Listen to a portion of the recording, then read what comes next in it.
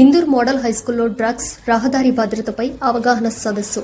నిజామాబాద్ జిల్లా బోధన్ పట్టణంలోని ఇందూర్ మోడల్ హైస్కూల్లో విద్యార్థులకు డ్రగ్స్ నిర్వహణ, రహదారి భద్రత, ట్రాఫిక్ నిబంధనలపై అవగాహన కల్పించేందుకు ప్రత్యేక సదస్సు నిర్వహించారు.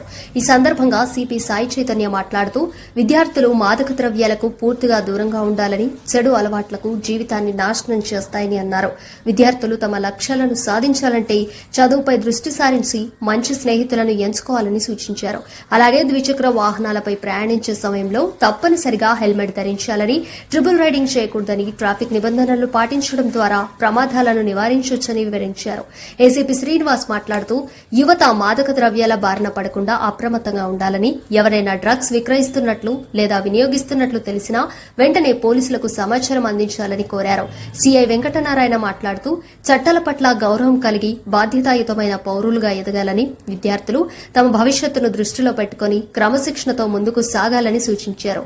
సీఐ విజయబాబు మాట్లాడుతూ రహదారి భద్రత ప్రతి ఒక్కరి బాధ్యత అని, వాహనాలు నడిపే సమయంలో ట్రాఫిక్ నిబంధనలు పాటించడం ద్వారా అనేక ప్రమాదాలను నివారించవచ్చని తెలిపారు. ఈ కార్యక్రమంలో ఇందూరు మోడల్ హైస్కూల్ ప్రధానోపాధ్యాయులు కిషోర్, ఉపాధ్యాయులు, పోలీసు సిబ్బంది, విద్యార్థులు పాల్గొన్నారు. కార్యక్రమం అనంతరం విద్యార్థులు డ్రగ్స్ కు దూరంగా ఉంటామని, రహదారి భద్రతా నియమాలను తప్పకుండా పాటిస్తామని ప్రతిజ్ఞ చేశారు.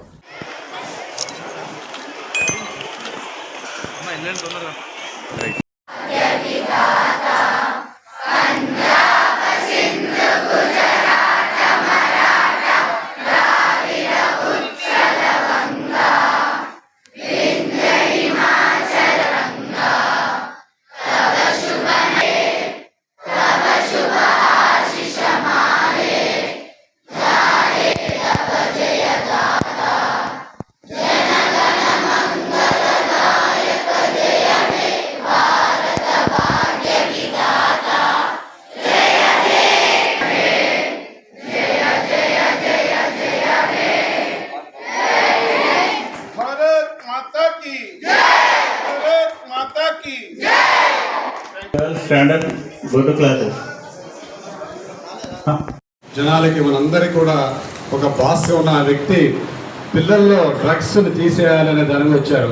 ఈ డ్రగ్సే కాదు, నిజామాబాద్లో రావడంతోనే సార్ చెప్పినట్టు నిజామాబాద్ సెక్యూరిటీ కౌన్సిల్ పెట్టి మా కొంతమంది మా విద్యా సంస్థల్ని, వ్యాపారస్తుల్ని, విజ్ఞానవంతులు అందరూ కూడా తీసుకొచ్చేసి నిజామాబాద్లో సెక్యూరిటీ కౌన్సిల్ పెట్టి, సిపి ఆఫీస్ అంటే నా జీవితంలో నేను చూడలేదు. ఇన్ని ఏళ్ళు వచ్చినా వెళ్ళాలంటేనే భయం వేసేది. అలాంటిది సిపి ఆఫీస్కి దాదాపు సార్తో పాటు అనేక మీటింగ్స్లో పాల్గొన్నాక తెలిసింది మనం కూడా చాలా మారాలి, మనలో యువయిజం పోలాలి. అట్లాంటి సారు అంతమంది వేల మంది ఉన్నా కూడా మమ్మల్ని అందరినీ దగ్గర తీసుకున్నారు. కాబట్టి సార్ చేసే program women empowerment, rural development, drugs, ఇది సీసీ కెమెరాస్ కానీ అన్ని ఎక్కువ గ్రామీణ ప్రాంతాల మీద కూడా సార్ ఇచ్చేశారు. మొన్ననే మొత్తం జిల్లా వ్యాప్తం కూడా గేమ్స్ పెట్టి అందరినీ ఒక తాటిపై తీసుకొచ్చారు. కాబట్టి ఈరోజు మన స్కూల్కి వచ్చిన సాయి చైతన్య సార్ మాకు కూడా గర్వకాలం సార్. ఇలాంటి సమావేశాలు కూడా పిల్లల్లో ఈ డ్రగ్స్ కానీ యాక్సిడెంట్స్ కానీ తగ్గడానికి పనికొస్తాయి సార్. మీకు మా అందరి తరఫున కృతజ్ఞతలు చేస్తున్నాం సార్. Thank you sir. ఇది మన బడి, మన బాధ్యత. యాక్చువల్లీ మీ రక్షణ అంతా మా బాధ్యత. ఈ యొక్క ప్రోగ్రాంకి వచ్చిన విద్యార్థులందరికీ, ఇక్కడికి వచ్చిన ఫ్యాకల్టీకి, ఇందూర్ కాలేజ్ యాజమాన్యానికి, శ్రీనివాస్ గారికి, తర్వాత మా ఆఫీసర్స్ అందరికీ, మీడియా మిత్రులందరికీ పేరున శుభాభినందనలు. ఇప్పటిదాకా శ్రీనివాస్ గారు ఏదో చెప్పారు, కానీ వన్ ఇంపార్టెంట్ థింగ్ ఎప్పుడు అనుకుంటారు, ప్రతి ఒక్కరికి ఏదో తిక్కు ఉంటుంది. అప్ప సినిమా చూంటారు, పవన్ కళ్యాణ్ ఉంటారు, ప్రతి ఒక్కరు తిక్కు ఉంటుంది, నాకు లెక్క ఉంటుంది, ప్రతి ఒక్కరికి ఒక తిక్కు ఉంటుంది. మీకు క్రికెట్ కావాలి, ఏదో ఒకటి ఉంటుంది. నాకేంటి అంటే యాజ్ అ పోలీస్ ఆఫీసర్కి ప్రతి ఒక్కరికి ఒకటి ఉంటుంది. నా యొక్క మెయిన్ ఎయిమ్ ఎప్పుడు మా ఆఫీసర్ చెప్పినా కూడా పిల్లల యొక్క భవిష్యత్తు, పిల్లల యొక్క సేఫ్టీ అనేది ఎప్పుడు మ్యాక్సిమం హైయెస్ట్ ప్రయారిటీ ఇస్తారు. అది మా వాళ్ళందరికీ ఇంతకుముందు కూడా మా ఆఫీసర్స్ అందరికీ కూడా బ్రీఫ్ చేసాం.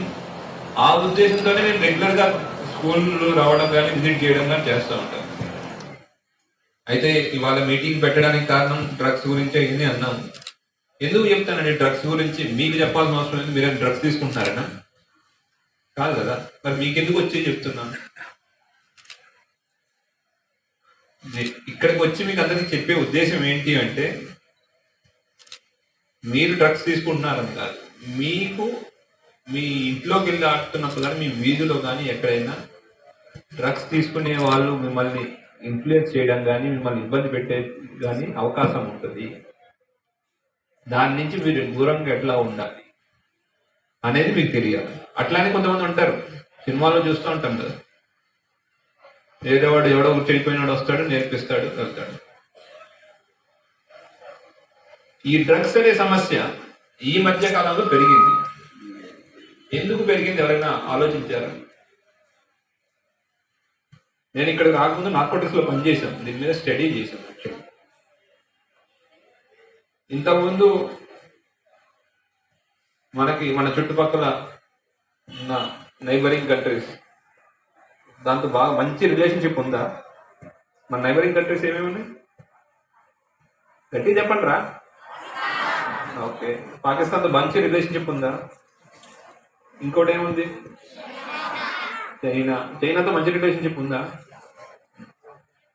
రష్యా కాదు, అదే రష్యా.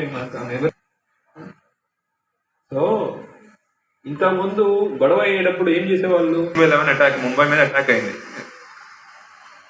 అప్పుడు మనం పట్టుకునేసరికి, కసాబ్ని పట్టుకునేసరికి మనం చూపించగలిగాం ప్రపంచానికి.